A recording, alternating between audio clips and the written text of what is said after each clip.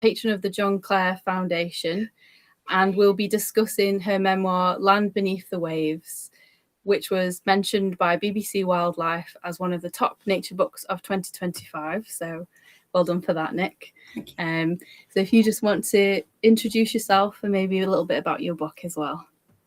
Hi everyone, so my name's Nick, so I'm based in North Hertfordshire. I'm a nature and garden writer, and I've got 2 kids. They're now teenagers. They were a bit younger when I was writing about that period in my book. My book, which is here, Land Beneath the Waves, is a memoir of nature, place and chronic illness, and follows me through my life. So the second half of the book is set in North Hertfordshire, in the kind of at the edge of the Chilterns, where I'm based at the moment. But there's also a section at the beginning in Cheshire, not far from where you are, Jen, and also a section in County Durham. And it follows really my mum's story initially of her having undiagnosed ME and very serious postnatal depression, and struggling to look after me and my brother when we were very small, because she was undiagnosed, unsupported, in fact, actively unsupported. And then follows up with me having chronic illness as an adult, and how I found, I suppose, that my relationship with the natural world a safe space to process that, because it was quite difficult because of what happened to me as a child. So yeah, it started off as a collection of stories really about the wildlife around me here in Hitchin, and then eventually evolved into more of a story about why the local was so important to me. So yeah, that's a little bit about me and my book. So I love the book as well. I just mentioned I also have it next to me. It's lovely. It's a really beautiful physical book as well. I just want to mention that, because you have the thing which I love, which is the little, your actual cover has a little bird on it. Yes, that's my red kite inside. So the author that had a book with Summersdale previous to me, who it was a completely different topic, but she was writing about hoopoes in part of it. So she had a golden hoopoo inside her book. And when I read that and saw the hoopoo, I thought, oh, maybe they'll give me a red kite.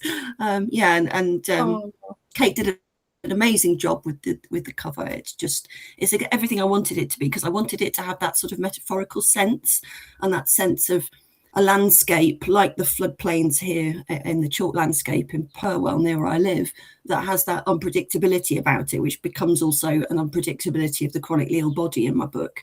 And so I wanted that sense of, is it sort of water and sky? Is it water and land? You know, how exactly does it all relate? And also I wanted a person on the front. So down there, there's a little shadow. It's not actually me, but it could be me, because I do wear a cap. But unfortunately, I didn't have to actually have a picture of me on the cover, which was a great relief. But I wanted a person on there, because it started as a story just about nature, because I didn't want to and found it very difficult to, wasn't prepared to write about myself. And then it became about me as well, because I spent my whole life kind of writing about the natural world and how we're part of it, but realised that I was trying to write a book without putting myself in it, and where I saw writing about the human body as something that we didn't do in nature writing, but writing about, you know, animals' bodies or the bodies of plants or whatever was okay. And I realised how daft that was. So it was a re-education process, really, teaching myself how to write about people as well as plants and animals. Wow, that's really interesting. It's all that merging, and that's such a good way to put it as well. Like you taught to kind of, it's okay to write about nature, but not necessarily yourself, because I think that you find that often just in writing, you question the I quite a lot, don't you? You kind of like, how often am I putting I? Is this necessary? But yeah, when you're doing a memoir or, you know, your book, how can you not focus on I, really? Yeah, I mean, I'd spent 12 years as an English teacher, teaching A-level and GCSE initially. So that was all teaching people about books. So you talk about people, but you don't talk about yourself as a teacher, unless, you know, a little bit of your own experience happens to come into something. So you're very much focused on the book. And then as a nature writer, you're focused on the animal that you're writing about. I mean, even in country diary, if you come into it, you know, there might be an emotional element to it, and that can make a really good country diary, but, you know, it's very much a balance there. So it was something I was completely unused to and unprepared for, really. But I was very lucky. I had a really have a really super mentor, and I had a counsellor while I was writing as well. And so, that was a process of learning how to write about myself. And also learning that, you can write about yourself for yourself, and then leave that editing process till later when you come back to it and think, right, what is appropriate in a book here for a reader and what is not appropriate in a book. But you don't have to do that all to start with. You don't have to put that pressure on yourself when you're drafting.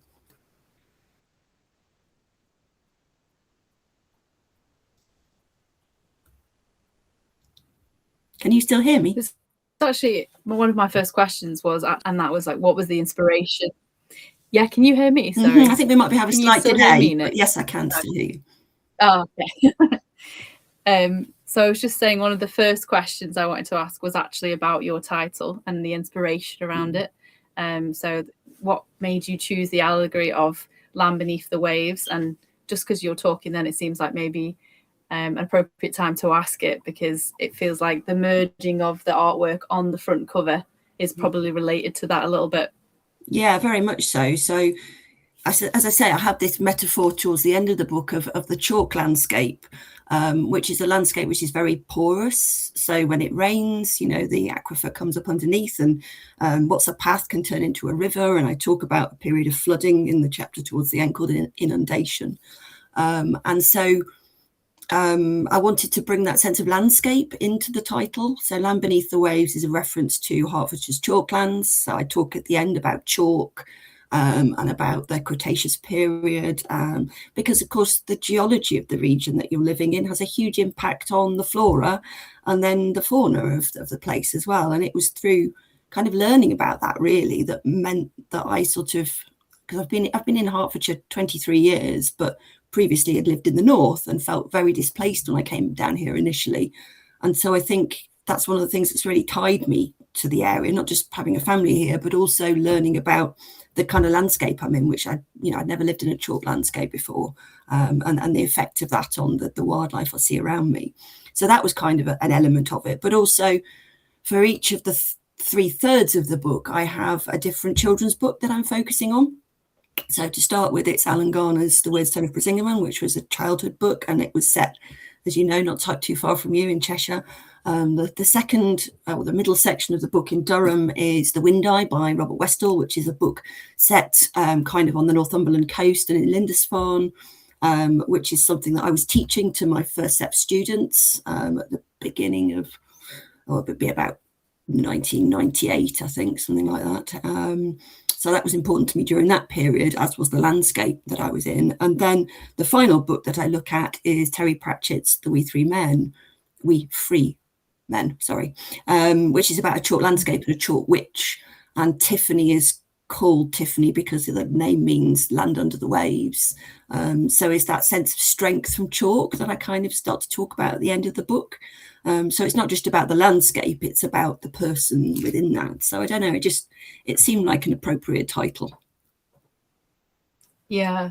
And I mean, it's such a unique landscape, isn't it? Chalk landscape, because I'm from the north, and I think it's only been the past couple of years that I've been learning about the chalk landscape at all in our country. It's unique in Europe and probably the world, really. So it was quite excited when I was reading more about it within it. And also I really enjoyed that you related it to children's books. I just felt like that connected everything up with nature, and I don't know, it had that nostalgic element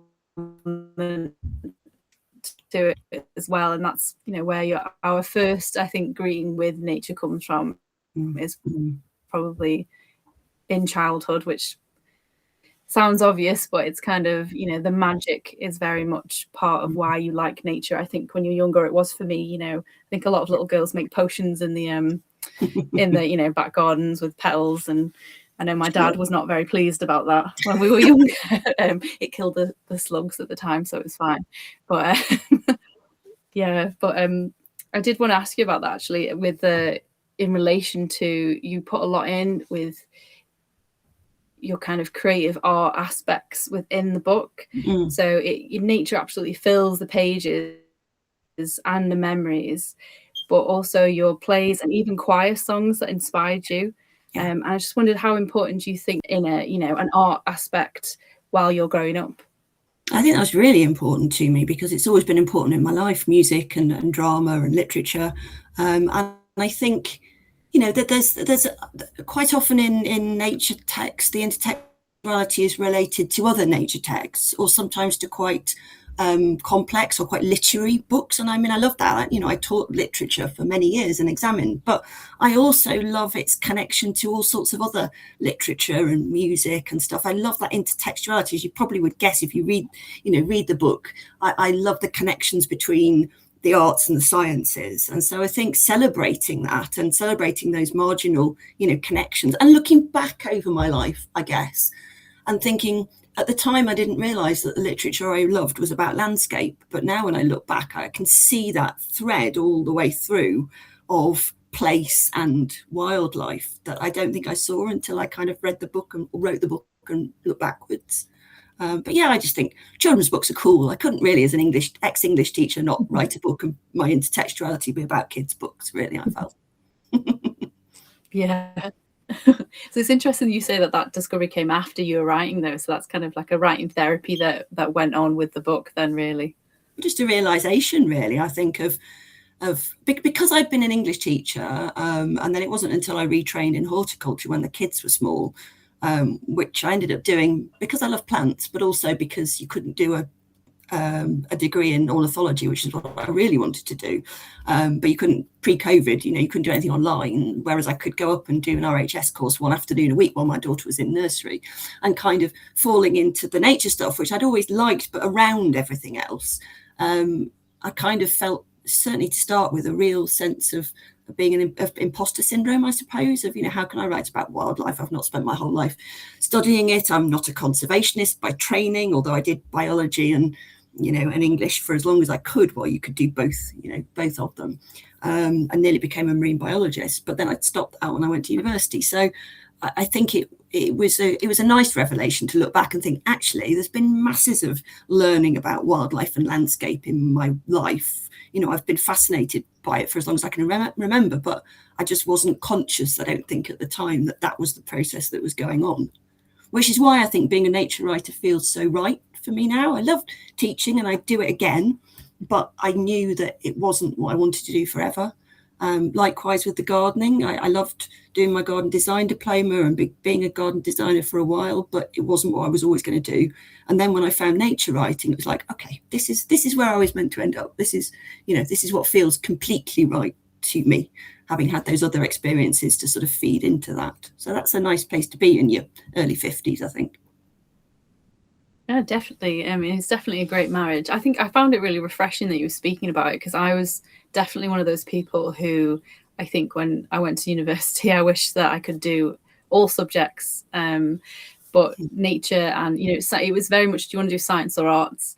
And it didn't make any sense because they had been such a marriage in school before then. Science helps you with your essays, and then the art helps you with science. You draw, you physically do so many diagrams, and growing up, and it was this sort of thing where you suddenly have to be tore apart.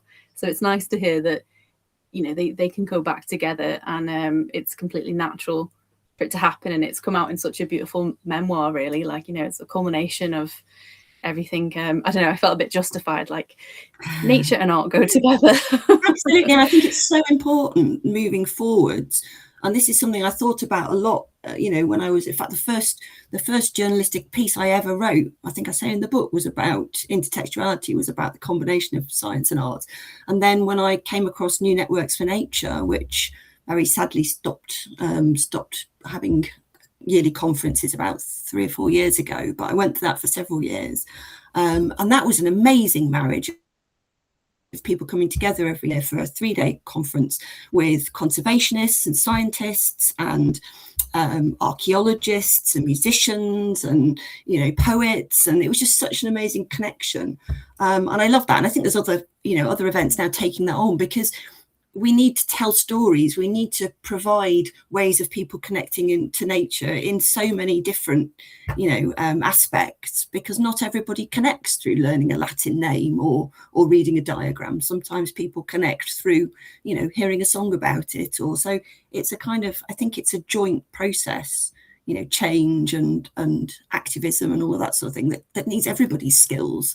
So I think the more inclusive we can become, and the more we see nature and the natural world as part of our everyday lives, part of every discipline that we do, every topic that we talk about, the better, really.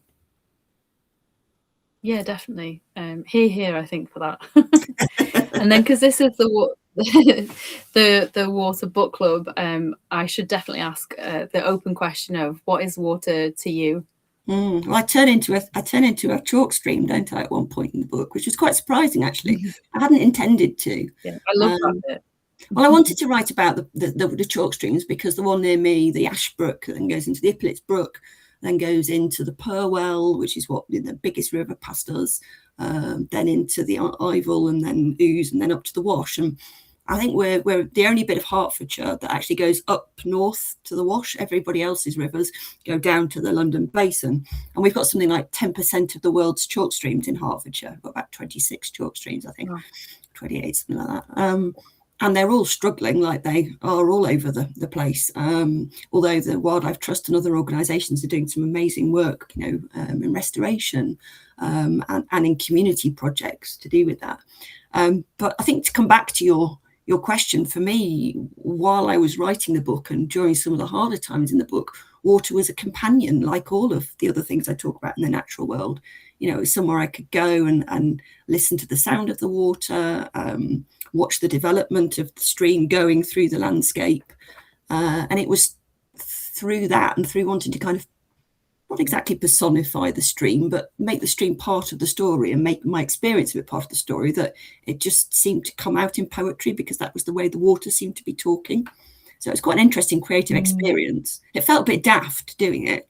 One of those things so when I do workshops, when I do nature writing workshops, which I do quite a lot, bringing the teaching bit in, I try and sort of encourage people as much as possible to play about with language. So if we ever do an exercise, it's called playing with words, because I think it's so important when you're starting out on a creative process to try not to sort of self-analyze, to try not to think. It's so easy, isn't it, to write something and think this is particularly if you try to push the boundaries a bit, this is really stupid, shouldn't be writing this, it's going to look rubbish, it's really childish, all of those things come up, and I think that stops you writing. So I think if you can just think, oh, sorry, I'm not going to think about how it's going to come over, I'm just going to have fun, I'm just going to play, I'm going to try, see where it takes me. And then sometimes at the end of that, it goes in a drawer and you never want to look at it again. And sometimes, it kind of seems to work. And so you can sort of send it to someone, and if they think it's okay, then maybe it makes it into the final book. So, yeah, water helped me be more creative, I suppose, in my book.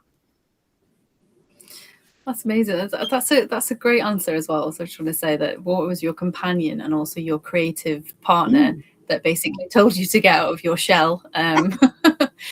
I think that's a great job from water, and I love that bit. That's a bit in I put it on my Instagram recently, but there's a poem in there that you wrote, and it starts with what if I were a chalk stream.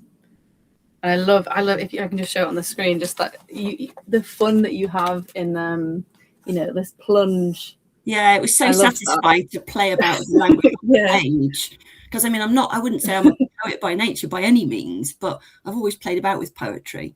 And I love when you've got a piece of writing and you play about with it as a poem or a prose poem or a piece of prose. I suppose it's just, I love language, so I love playing about with it. And that one just felt right with that role, to come out as a poem. I think that's probably the poem of all of the ones in the book that I was most pleased with at the end.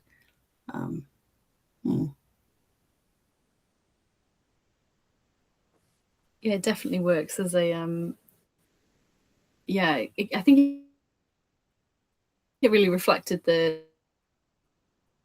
rhythm of the writing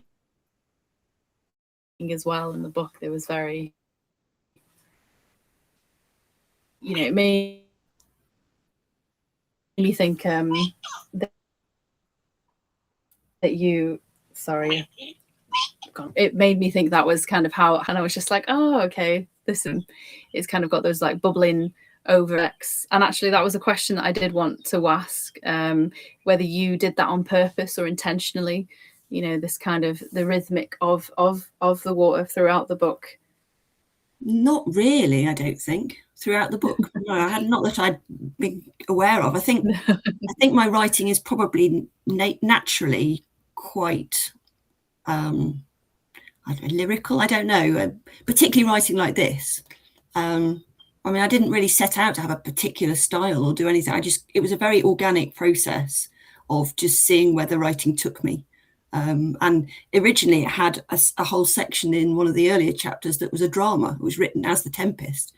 It was an extract where my husband and I, when he was 21, so in 1998 it would have been, I took him for his 21st birthday to Stratford from Durham to go and see The Tempest. And it was during the Good Friday floods, and we got flooded and ended up he ended up to his waist in water.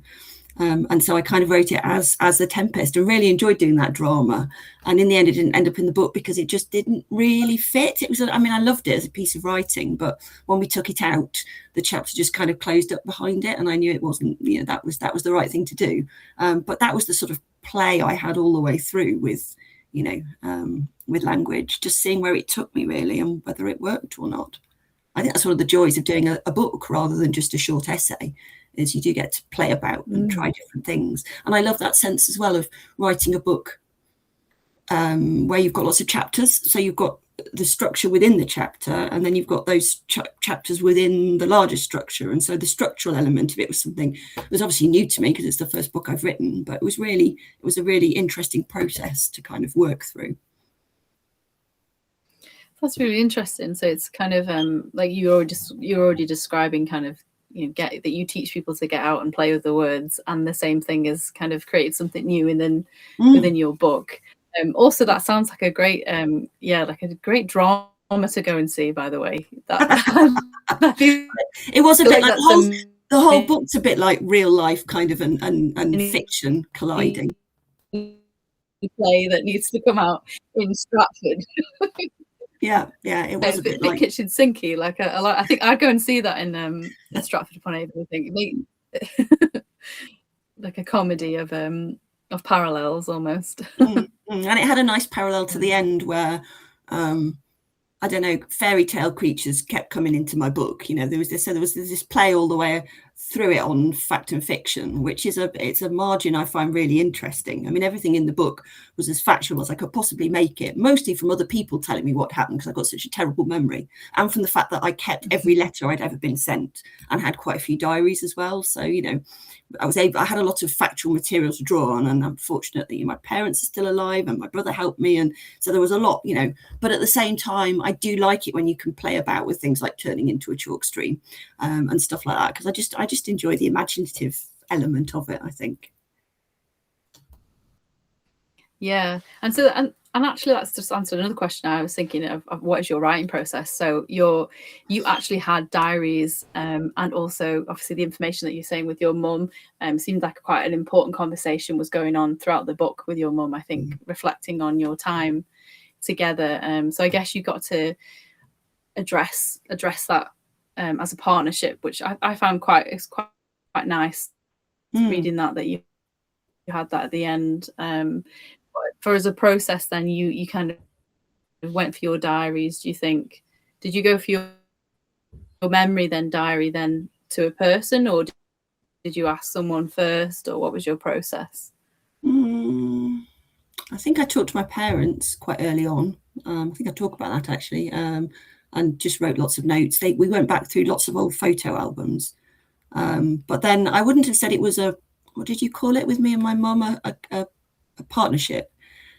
I think it was only a partnership by the end of the book. So I mean, they're fantastic, and they were really supportive, and they knew I was going to put some of my own life in and some of my mum's sort of issues with illness, and they did talk to me about it, but it was all quite tentative, I think, to start with. And then when I let it go and wrote it, I then felt very guilty about the things that were coming out of it, because we'd never really talked about how difficult she'd found it. I mean, obviously it wasn't her fault that nobody supported her, but it wasn't our fault either. It was just a very, very unfortunate situation. But I think because I'd never addressed it myself emotionally, I felt very guilty about writing about it and all the rest of it. But actually, when I eventually plucked up the courage to talk to her about it, because I didn't want to, because I thought it would upset her, and she's never that well, and I just thought it was a bit selfish on my part to be trying to work out my bit of the story if it made her feel worse. But actually it made her feel better, and we were able to talk about things we hadn't talked about before, and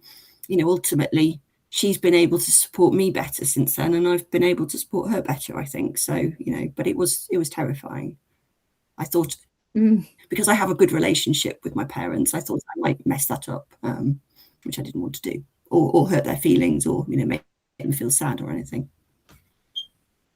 Yeah, I can definitely get that. I thought you were very brave having the conversations with them, but I saw how you would need to, because it's it's going out to everyone.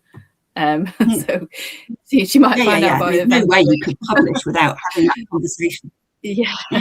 Well, and it's just, it's about common decency and your responsibility as a writer, isn't it? Even my children. So my kids are now 14 and 17 and haven't read the book, although they've read parts of it. And they know why. They know that there are bits in there that I think they might find a bit upsetting at the moment to read about me, but they know basically what happened. And all of the bits that are in there about them, they read with me. I read to them, or they read before I sent it to publishers, and they were happy with, they didn't mind me talking about those things. There were one, two things they didn't want me to talk about, so I didn't.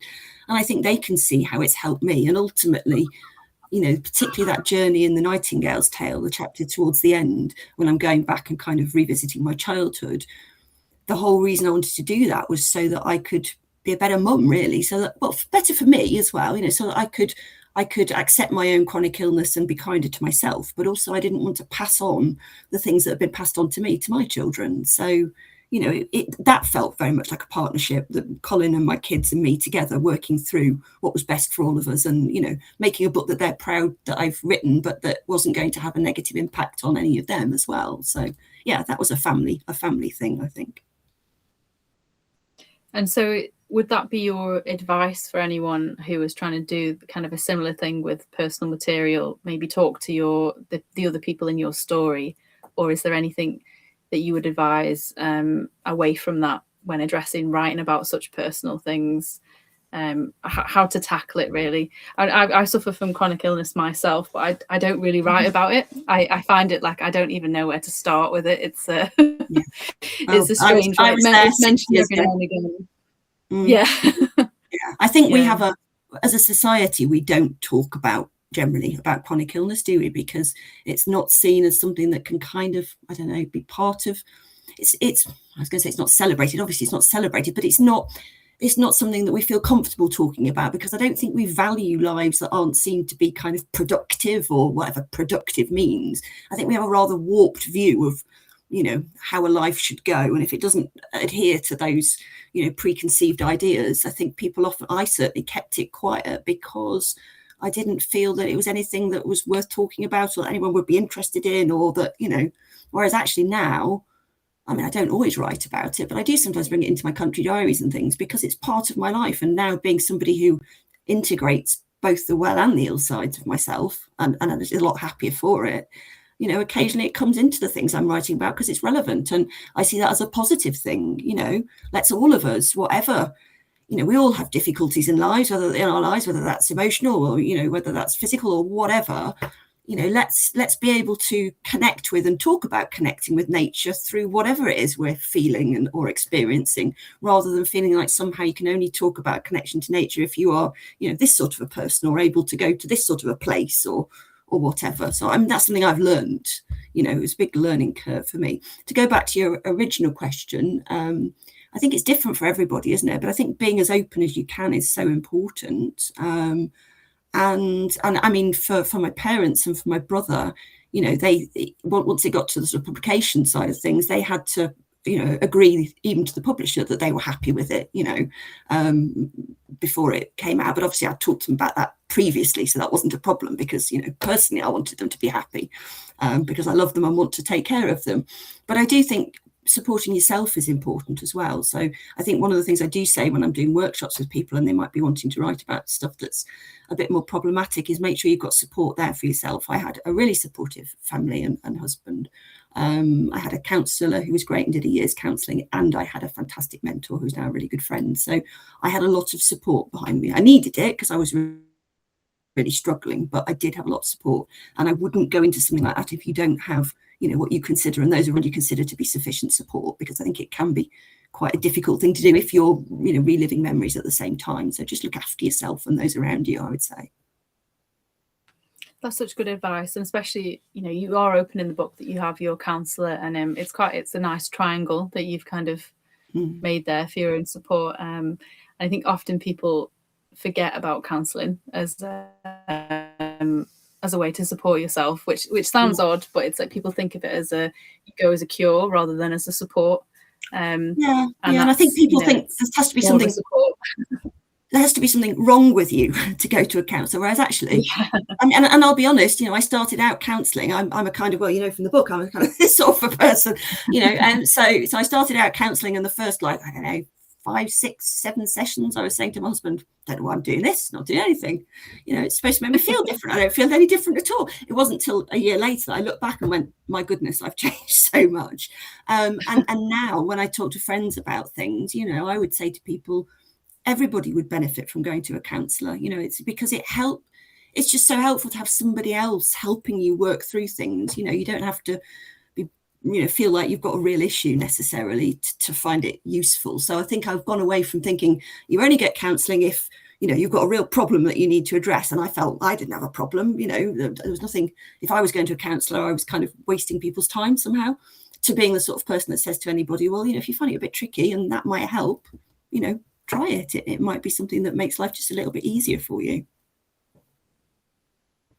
Absolutely. I mean, like the way you just described it as well, I just thought a good way to describe it might be, it's like having a personal assistant just for your emotions.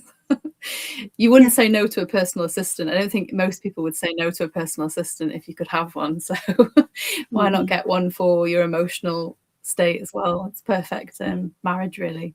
And so you've spoken a lot in the book about how you see nature as a sanctuary rather than a cure, which can be a bit of a theme within nature writing, I think, especially of recent years.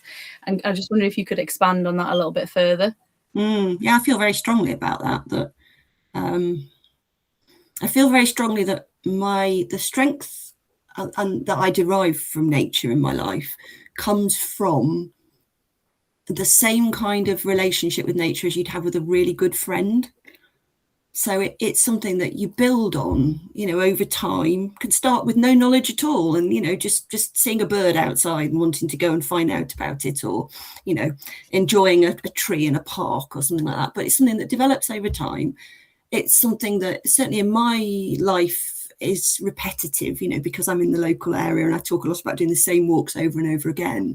So it's not exactly like having friends, but it's like having companions. Like I was saying about the water, there's that little group of, plants that I've seen before, and look how they've developed. And so there's that sort of familiarity that you get with a friend. There's that sort of mutual care, I suppose. I mean, I know nature doesn't care about me, but it helps me to be out in nature. But also it makes me care about it. It makes me notice it. It makes me want other people to care about it. It makes me excited and intrigued and fascinated. And so then I want to share that with other people because I want them to see it as well. And so I think it's beneficial kind of in both ways. And it's more than just a transactional relationship where you go to your doctor and they make you better, or you go to the gym and make you fitter. I don't know, maybe that's just that I'm not seeing the gym or whatever in the same light that somebody else might. But you know what I mean? I don't like this idea of you go out into nature, it performs something for you in a very transactional manner, and then you come back in again and it's not part of your life. And I think there is, I'm not saying people necessarily experience it like that, but I think there is a bit of a push in the media and publishing and things towards the kind of narrative where, you're ill, you go out, you learn something about nature, it makes you better, you go on and get on with your life. And for me, certainly that's not been the case. It's more about having somebody that's just, or something that's just sort of there for you. And when you need it, it's there. But it also makes you angry because it's not being treated right. It also makes you frustrated because things aren't going the way you want them to. It makes you grieve because things get lost, species get lost in your county, or a tree gets chopped down, or you learn about what there was around where you lived 100 years ago and it's not there anymore. So like all good all deep relationships, it's complex, and I think simplifying it can be a bit reductive and not helpful ultimately for people or the environment. Yeah, I think that's such a good point. And it's all, especially, I guess, from a chronic illness perspective, you don't come back in cured from anything. That's the nature of the word chronic in itself. But also, like you're saying, like there's so many things going on at the moment with nature, and that's why we're encouraging a little bit more of a connection with it. And connection is not something that is transactional. Connection is a relationship, and a friendship is something that lasts for a lifetime. Well, hopefully with nature, at least, it's not going anywhere. And maybe you could also say it's that sort of friendship where you have to tolerate things that you don't like sometimes as well, because it isn't going anywhere. Sounds like a horrible view of friendship, but you know what I mean. Like friendship isn't always easy. It's not smooth sailing. And actually, there's been a few. Sorry, what was that? You've got a chronic illness, I think it's offering false hope to suggest that you can somehow go for a walk, and for some people it might help physically, and obviously getting out in the environment, and when you're doing gardening there's all sorts of chemicals coming up from the soil. There's masses that can be positive, but it's not a cure. It's the word cure I really have an issue with, I think, because yes, it's offering a false narrative. And even in narrative terms, even as a writer, when I was teaching, for example, A-level literature, you're teaching about how, say, modernist texts might have an experience of life that doesn't have a beginning and an end. A book might start in the middle of something, and a modernist text might end before the ending. There might not be an ending. We don't necessarily have an ending. And it's that complexity that I think can get sort of pushed out of a book if there's too much focus on this sort of trajectory like that. And I think then it leads us as readers to expect that in a book, and there are so many experiences in life that aren't like that, far more I would argue than are, and so if they don't get told, people feel that their stories somehow aren't real. Not necessarily the writers, but the people that are reading it.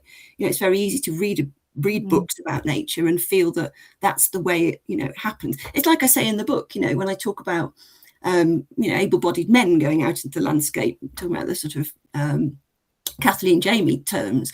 I love, for example, Rob McFarlane would be the key one there.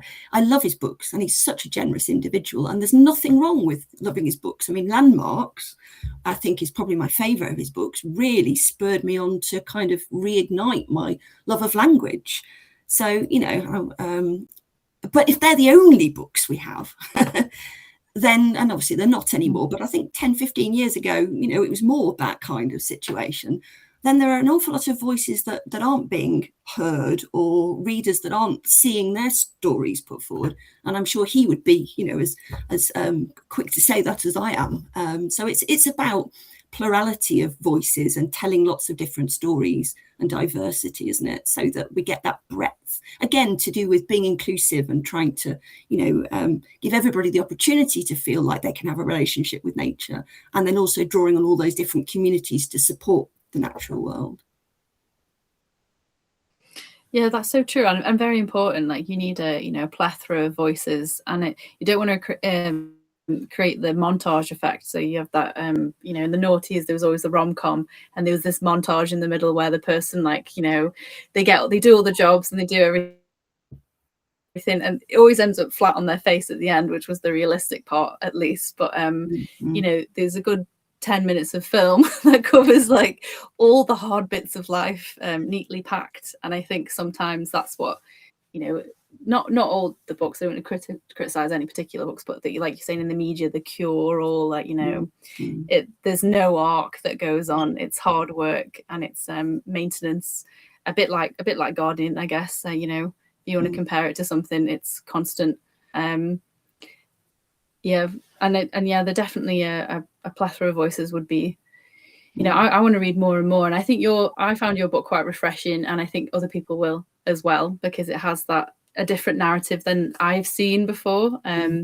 Even though it's still nature and it's the UK, but it's completely different eyes, which was great to read it in for me. And obviously I relate to it, so I'm being very biased on that. So, but there you go. I'm your reader. That's why. I think I started out. But I did want to ask.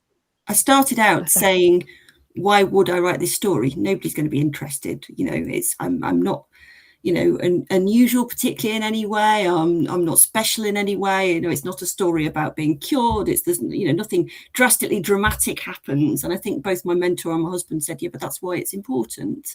You know, it's important to talk about how you live with something like that and show how nature's involved rather than have this narrative." And it took me a long time to be convinced that there was any point putting me in it. But I think as I did it, I realised, yeah, actually, this sort of story, like you say, isn't told as much as it could be, and is a good, you know, good foil for other types of stories too. Yeah, definitely. And I'm a fan of the quiet story, if you want to call it that, which is, you know, it's just a story about life. Because that is life. I like that genre. You know, it doesn't necessarily need to have a lot of things happen. Enough little things happen in everyday life for drama. I still love, you know, Toe Pratchett and everything, but yeah, I like a quiet story as well. And I was just wondering as well, because a lot of recent stories have come out about the UK in relation to nature deprivation. So I was thinking, how do you think it would have affected how you dealt with maybe your mother's illness and your own growing up if you'd had kind of that distance from nature? And is there anything, I guess, on the tail end of that that you could suggest for people in a deprived area to reach out?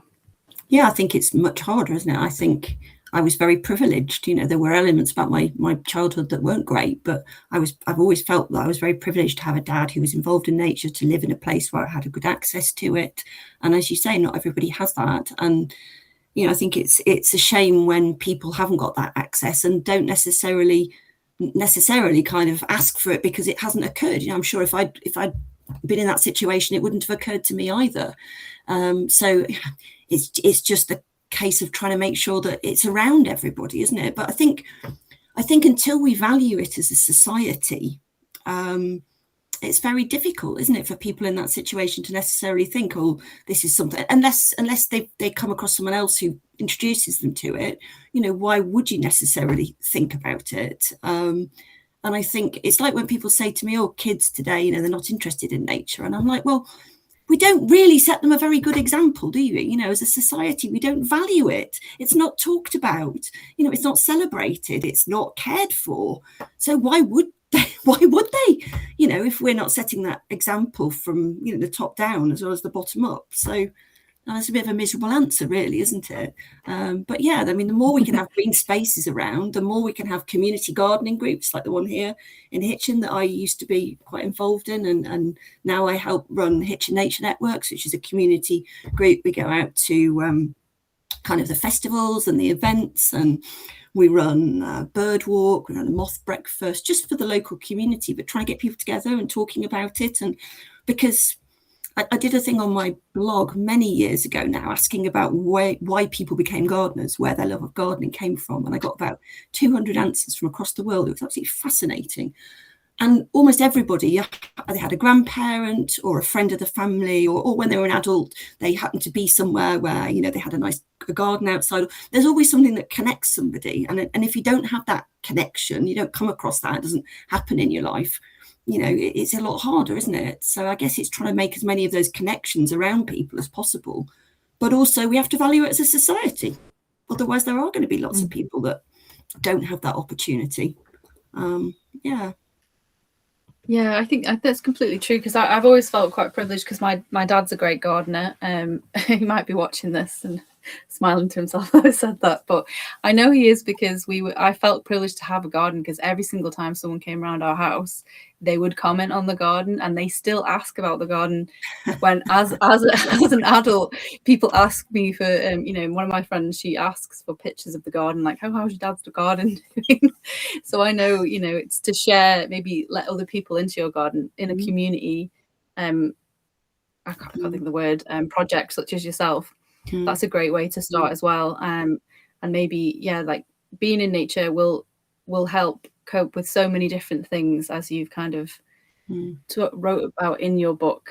And maybe to get it more appreciated as a society, we need to be here to invite other people in with us who have even a slither of it, even if we're kind of we just the sort of people who like it in the cracks of the bricks, stop someone next to you, maybe be that crazy person. I know I do it, and my boyfriend actually said something really funny the other day, because we're the Pokemon generation. Oh, okay. So they say people aren't connected to nature, kids don't want nature, but actually he said every single person who is into Pokemon has the potential to become a birder, because we're all just kind of trying to spot these birders and collect them. We've got to catch them all, sort of mentality. And I thought it was really funny, because I was like, actually you just need to make Pokemon top trumps for nature for kids, and they just be on it straight away. We all had the potential to be a birder as a kid. We were basically doing it, we didn't realize, because I'm fully there now, being like, what have I got, and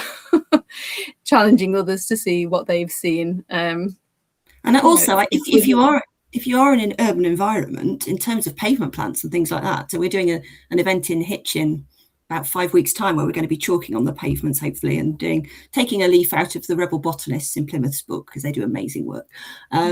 But if you're in an urban area, you're actually going to get far more interesting plants, because you've got the plants from the gardens, you've got a warm microclimate, you've got plants that will have come in from the countryside. And if you read Trevor Dines' Urban Plants, which came out last year, which is an amazing book, and a very readable book, even though it's quite a thick book, he will talk a lot about urban plants and all the variety that you can get. So things are around in that respect, but why would anybody necessarily notice unless somebody's chalked on the pavement, hey, look at this really interesting plant, so it's a case of sharing it, isn't it, and inviting people in. And I'm hoping if I ever get around to writing a second book, I want it to be a book that sort of focuses on that inclusivity and offers ways of accessing nature that people might not necessarily have thought of, but that are very easy, that you can do out of your bedroom window, or in your back garden, or in your park, or on your street, and that sort of celebrate the stories you can find in doing that. Because I think there is a tendency, isn't there, with gardening, with everything probably, but my spheres, with gardening and with nature, to feel that you have to somehow know something in order to do it. Well, you don't. Everybody just starts off by making loads of mistakes and killing stuff, and then eventually you don't kill something and you're like, oh, maybe I'm a gardener now. But like anything, you just start by being interested, don't you, and asking questions. And there is no right and wrong. It's just a case of being curious, having an interest. Yeah, that's so true. I started off as a gardening on my boat quite well, and now I kill everything. So I'm kind of being a gardener in reverse. I just say I've made it. When people ask me about it, I'm like, oh, it's gone wild. I'm like, I don't know what's in it anymore. Well, that's interesting then. It's interesting because I've got a section in my lawn at the front where we had a pond made when my children's climbing fame eventually went last year. We had a big pond, well, big for me, i.e. not the washing up bowl we had before. And there's a whole section that's sort of bare still, and some of it I've reseeded with grass, but the rest of it I've just left bare. And I'm having loads of fun watching what's come. So we've got some red dead nettle. There's all sorts of things growing in there. There's shepherd's purse, and I'm just going to see what it all turns into. And some of it might go, if I get any creeping thistle or anything unpleasant. By unpleasant, I mean I don't want it there, as opposed to there's anything bad in it itself. But that might be a bit rampant. But there's loads of interesting plants, but I don't know what they all are yet, because some of them are quite small seedlings. So it's going to be an experiment in learning about new stuff. How cool is that? Yeah, no, I have liked it, because every time there's a new one, I get my app out. The apps are great, aren't they? To find out what they are. But I especially was happy when the wild mint planted itself for an entire summer, and I was like, mint all the time, but it doesn't seem to have come back this year. So I need to go nearer to somewhere, because obviously we move, so maybe it no longer likes this area, but which is interesting in itself, though, because next year it might come back when we're in a come to my garden, because it's making its way across my lawn at the moment. You can have it. Maybe we'll send it to you. Out of the pond and towards the greenhouse, as mint is wont to do. And just before I ask others what question they've got, I wanted to ask what you're working on currently, because I know that you're part of the John. You're a patron for the John Clare Foundation. So, and you mentioned him in your book. He's a great writer if anyone's not come across him before. But yeah, so what are you up to next? Well, as I say, I'm trying to put a proposal together for a book that's going to be kind of, well, not about me, thankfully, or at least not about me other than the stories I find. But yeah, about stories that we can find in nearby nature, and hopefully inspiring people to sort of make those connections. It came out of really one or two comments of people that had read my book that said to me, oh, since I've read your book, when I go on this walk, I noticed this thing and this thing that I didn't used to notice. And I was like, well, that's really cool. How can I make that happen more? So it's that kind of idea. But in terms of John Clare, so John Clare, a poet born in 1793, lived through most of the 19th century in Helpston in Northamptonshire, and my family were actually, it turns out, living in the same house as him in the 1820s. And so I've done quite a lot of research with my sort of English academic hat on. I've written papers about the lives of people who were not literate and not literary, because there's been a lot written about in his sort of book life or his poetry life, and people that have left, records, but not anything about the villages he lived with. And that was my family. They were shepherds. So at some point I'd like to write a book about that. And it was great to be asked to be a patron of the of that project, because they're basically doing a lot of rewilding is probably not the right term, but developing the nature reserves around Peterborough, and trying to join up corridors there and trying to connect communities. So when I was asked to be part of that and kind of get involved a bit and go and see what they're doing, I actually jumped to the chance, because it sort of melds my interest in nature and writing and John Clare all together. So I was like, oh yeah, that sounds really interesting.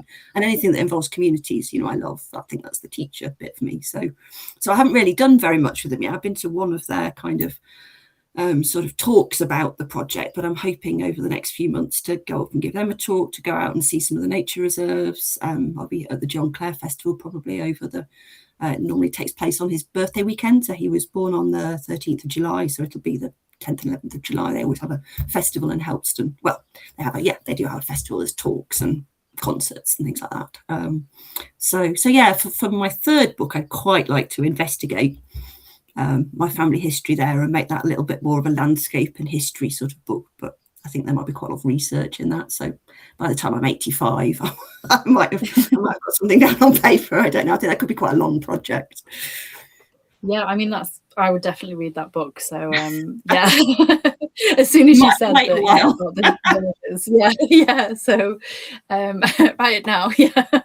But it will take a long while. I'd read both of them, obviously, but that's fascinating to have your family history there, and yeah, definitely about the village, because it's such a big part of John Clare. But I think you are right. I don't think I've really read much about the people he was living with, and what it was like there, and that's a very important part of his poetry, really, and his whole connection. And I love the stories of ordinary people, and the shepherds were there at a really interesting time when the fields were being enclosed. My family are actually in the field records doing the field enclosing work at the same time as John Clare. And then one of the, I think, would it have been the first essay I wrote on him in the John Clare Journal was about a shepherd who he talks about in his poetry. People had thought for many decades was just kind of a cipher for the end of the shepherding period, but actually it turns out it's a real person. But you couldn't find it really prior to me looking a few years ago, because the online records weren't, the name was slightly wrong, and so the online records weren't good enough to search as many names as you needed to. So I found this guy and found his family and how he connected to Clare and a bit about his life, and it's really interesting to think he's not just making up these characters, these people he's living next door to, and perhaps we can learn something about life at the time and about nature and about John Clare himself from these people. Yes, it's been really fascinating. Yeah. And it's so important. So if anyone who is from the US, the Enclosures Act is essentially what started breaking us away from our land in Britain. It's a very simplified way to say it, but it's quite a big historical thing that I think more and more people are looking about now, because it's changed our culture quite significantly. And John Clare is very much associated with that. So to say that this shepherd was a kind of a cipher, which I think I know the poem that you're on about, and I did not know that it was a real person. Okay. It's very it's very different, actually, because you're talking about real people and real things happening rather than symbolism. and it was still effective, but as symbolism. But yeah, it brings it home a little bit more when people have faces. And then, sorry, as we all get into 55 minutes, I can see that. Does anyone have any questions for Nick in the chat? I know I've got some as well on my documents people sent over. I'll just wait a little bit.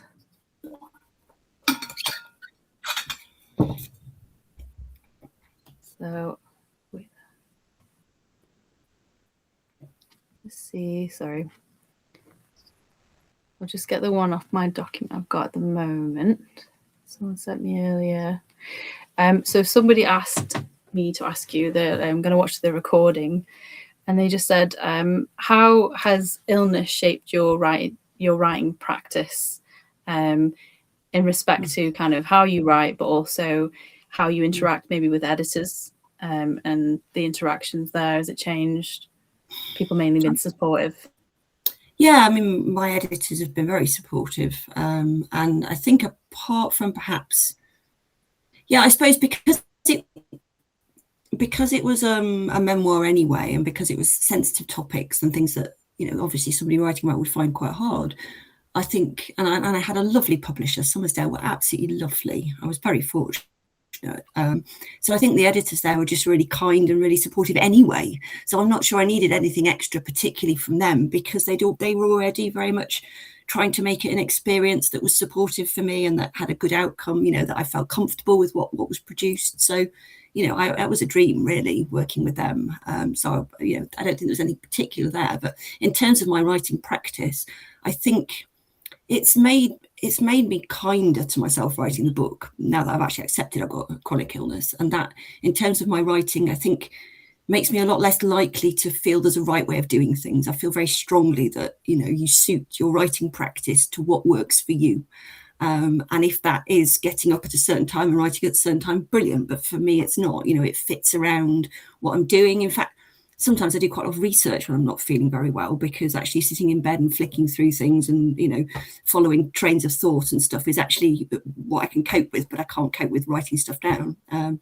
I'm very fortunate that I'm a freelancer, so, I can kind of suit it around what I'm doing and around, looking after the kids when I'm well and that sort of thing.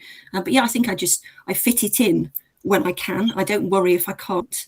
And yeah, I just do what I can, I think. So I guess, I guess it's just taking it at the pace that you can manage. And I suppose as well, now to start 10 years ago, maybe I would have had goals. And if I hadn't met the goals of writing, I would have felt cross with myself. Since writing the book, I look at it completely the other way around. If I've not been very well in a day, I don't think, well, I aim to get this done and I only got this done. I think, my goodness, I haven't felt very well today and I've managed to write this. So I think I've kind of rewritten a bit the way my brain works, in terms of seeing the positives and thinking, wow, haven't you done well, rather than you've not achieved what you thought you could achieve if you'd been okay today, if that makes sense. That makes total sense. And that's such a healthy way to go about it. I might apply the same thing to my own life, actually, because I definitely do the opposite. I think quite often. We all do, don't we? And yeah. It's been a long time coming for me. So it's if people are finding that hard, I'm so with you. But I think I just have eventually come to that conclusion, and I'm a bit take things a bit easier, I suppose. So yeah. And I have got another question as well, for another person who's going to be watching the recording. They asked, in your country diary writing, you often focus on smaller unnoticed things. What are some smaller aspects of nature? Aspects of water that you appreciate? That's a which is a brilliant question. About an hour ago, I was clearing some weed out of the pond. No, that's not true. Let me be honest about that. The lady who comes and helps me with the gardening was clearing some weed out of the pond. I feel embarrassed to say that, because I feel as a gardener I should be doing it myself, but I'm not actually well enough to do everything in the garden myself. So there you go. I'll stop myself. I'll be honest about the fact that I have some support. And Joanna, my gardener, who's lovely, and I really enjoy chatting to and being out there with her, she put some weed in a bucket, and I was having a look through the bucket, and there were dragonfly larvae in there.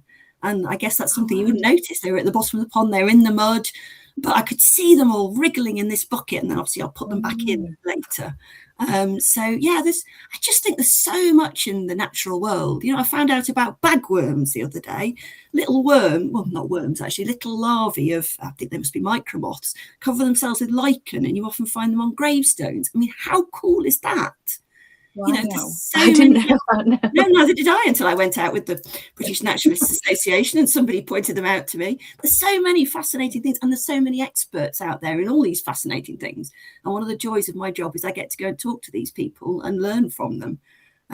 Yeah, there's just so much stuff to get you excited. So yeah, that would be it. It would be. I'm definitely going to be looking out for the dragonfly. Like that's something that happens on the every year. You know, to start to go down the dragonfly corridor is a certain time of year.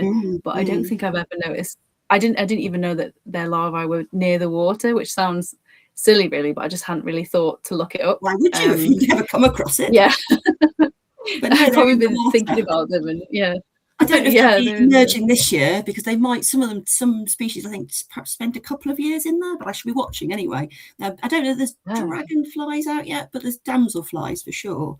I haven't seen a lot of gnats this year, prolific amount of gnats this year, but nothing. Well, that's good. That gives the swifts something to eat when they come back, and the bats and things. Yeah. I can't wait for them to come back, because there's actually so many. I've never seen it like this before. I was thinking it just earlier, actually. I was like, it's like Gnat-mageddon out here. But yeah. And then let me just see if I've got any other questions. Sorry. That's fine. In the chat. Beth has said as well, it's a really good point. Thank you for saying that fitting writing in is okay. It's so easy for the pressure of deadlines to make the tail wag the dog. That's so true. I think particularly when you're writing a book as well, you know, obviously when I'm doing, you know, quite a lot of my freelance writing to deadline, you know, you have to do the best you can in the time you've got, and you have to get it up, and I do generally. But when you're writing a book and it's a more fluid, more organic process, I think it's important to give yourself time. I'm not very good at giving myself time. I'm not very patient, but my mentors taught me to be more patient. Yeah, definitely. Patience is a virtue, isn't it? And I think it's a strange thing with writing. You know, it'll take a long time, but you are very, I am anyway. I don't know, very cruel with yourself, I think is the best way to say. You're like, why aren't you writing faster? And you know the answer is because it's not been thought yet, which you can't do anything about. But there's still that sort of constant battle going on, I think, in your head. I think we all have a tendency to be quite self-critical, or a lot of people do, I think, myself included, before, certainly, even now sometimes. And I think that gets in the way of creativity. So the more we can put that to one side while we're trying to develop ideas and get into the creative moment, the easier it is to just go with it.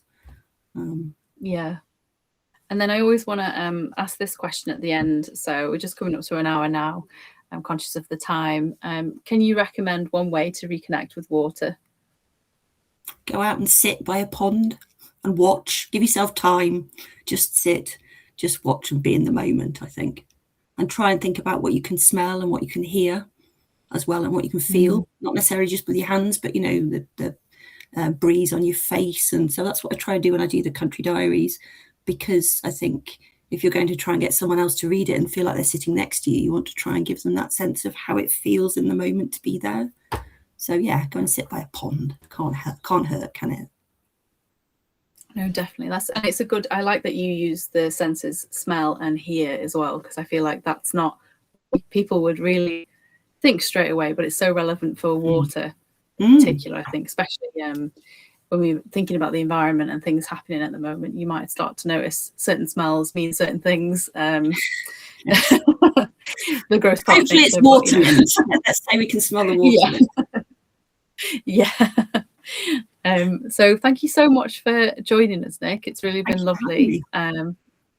Yeah, and I can't wait to read your next books. I've got them both. I'm going to be there. Like, when are you doing the Jungle Bear, the accessibility book? You've said it now. No. Well, yeah, it's been a pleasure talking to you, and thanks for everyone for tuning in. So this has been Nick Wilson talking on her book Land Beneath the Waves with Jen Ratcliffe. That's me, your host of the Water Book Club, a podcast for aquaphiles in a time of drought and Doubt. Anyone just joining the recording will be available next week. And you can also check out other author interviews from the series, including Amy Jane Beer, via my profile. And don't forget to click subscribe to receive notifications about our upcoming author interviews, which will include an urban nature walk with Imagine Chuk on her newly released book Wild Pavements, and a nostalgic look at wetlands with birder writer and BBC Springwatch TV broadcaster Stephen Moss. Sorry, that was a bit of a wordful.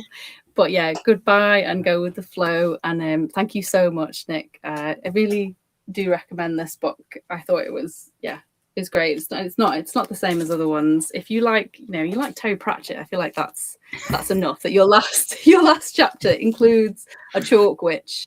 I was very satisfied. Yeah, I mean, Tiffany. Did anyone know that Tiffany meant Land Beneath the Waves? I think you might have revived the name. Actually, I'd be love babies called Tiffany in the next couple of years. Thanks very much. Bye. Thank you so much. Bye. Bye, everyone.